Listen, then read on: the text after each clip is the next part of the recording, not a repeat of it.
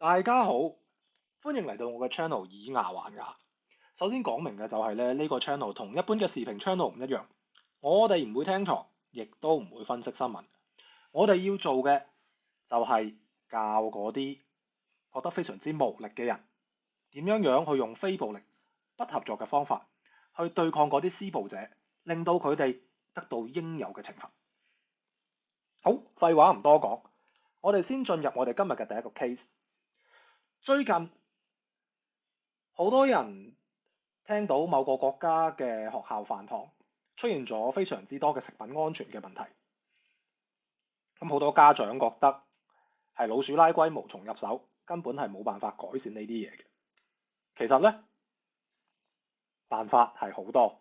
嗱，咁假設我就係呢啲家長嘅其中一個啦，咁我嘅仔翻嚟同我講：哇，爹哋，學校啲嘢好難食，好唔衞生，每一餐我都捉到一隻曱甴，我可以點做呢？咁第一件事，咁就梗係同埋學校溝通啦，係咪？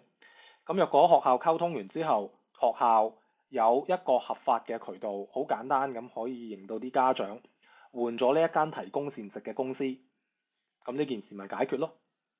咁但係現實之中冇咁簡單噶嘛，係咪？咁若果學校好固執拒絕，咁我哋就行到第二步。咁第二步理所當然就係家長可唔可以唔俾呢個錢，自己整嘢食俾啲學生帶翻學校？嗱，好多人咧可能就會同我講：哇，呢個時代啲家長咁唔得閒，喂，兩個都要去翻工，邊有時間煮飯俾學生食啊？我覺得呢個係一個藉口。你若果要整，再簡單都可以。比如話喺我哋美國，最簡單嘅午餐叫做花生醬三文治，就係咩？兩片麵包，中間咪啲花生醬，再斬個沙律，學生咪帶翻學校咯，有幾難？係咪？所以呢啲都係藉口。若果家長想做嘅話，係絕對做到嘅。家長只要用啲心思，3分鐘、4分鐘就可以整個餐出嚟，唔使花多啲時間。好啦，咁樣假設學校非常之固執，佢話我哋唔允許家長去申訴，去換呢一個膳食提供嘅公司，我哋亦都唔允許家長帶飯嚟學校。哇，咁呢個真係好離譜，喺美國真係未見過。但係咧，都係有家長都可以做嘢嘅喎。嗱，啲錢喺邊個身上咧？啲錢喺家長身上啊嘛。家長咪唔俾錢咯。咁學校可以點啊？咁你會好多人就會話啦，咁家長最尾學校可以做好多嘢噶嘛，最尾家長都係跪低啦。最尾家長跪低冇錯，但係喺跪低嘅過程裏邊，學校每一次聯絡呢一個家長，學校每一次開大會批評呢個家長，學校每一次做任何嘢都需要行政成本。若果呢個家長爭學校1000蚊，學校用咗1500蚊嘅行政成本去攞翻呢1000蚊翻嚟，學校就蝕咗500。你諗下，一個家長係咁樣，係咪100個學生裏邊5、6個家長係咁？喂，咁學校冇錢賺㗎啦。好多人而家又問啦，屌你呢個私人發夢啦，學校可以做好多嘢㗎。好啦，咁我呢度就問下，學校可以去到幾盡？學校可唔可以開下會去公開羞辱呢個家長呢？我覺得係好可能㗎，但係會唔會學校開下會去羞辱呢個家長，咁就令到呢個家長呢個唔對膳食唔滿意呢一件事突然間爆出去呢？會唔會吸引到更加多嘅家長埋堆一齊話：我哋唔俾呢個錢啊！咁原先學校要對付一個家長，呢家滾雪球啦，成堆家長出嚟啦，咁咪仲慘，係咪？咁你第二個你可以話啦，學校可以踢個學生出學校噶嘛？咁你又諗下喎，學校可唔可以咁簡單就踢個學生出學校啊？呢個世界唔係有義務教育法嘅咩？你學校因為家長唔俾伙食費踢個學生出學校，你覺得係學校嘅責任大啊，定係家長嘅責任大啊？我覺得社會會譴責個學校，而唔係譴責個家長。咁另外啦，你可以話：學校會報警啊，叫啲差人嚟拉咗個家長啊。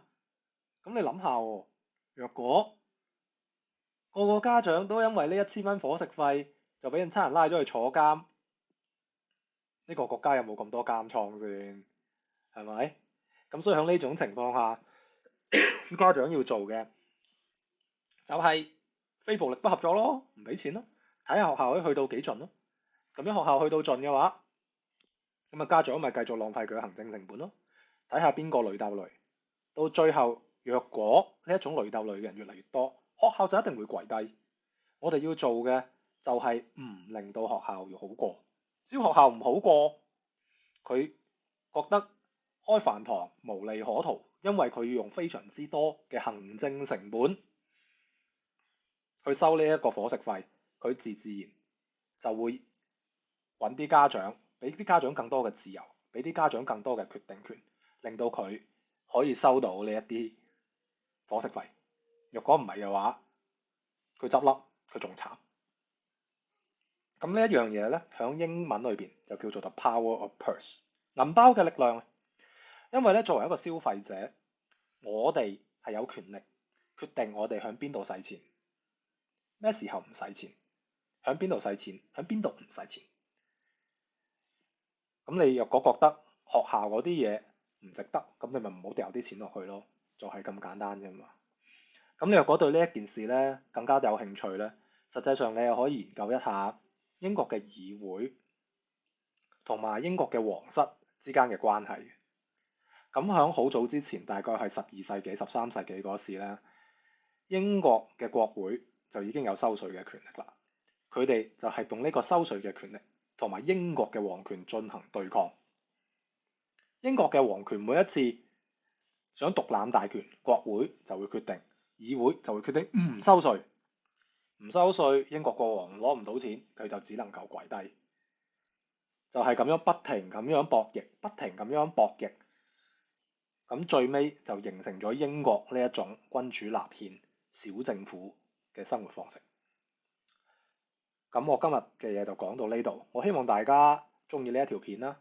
咁若果咧你想我 cover 啲咩嘢，你歡迎去 DM 我啦，你亦都可以喺下邊留言。咁若果你覺得呢個有興趣咧，我希望你 subscribe 啦。咁我哋下一次再見，拜拜。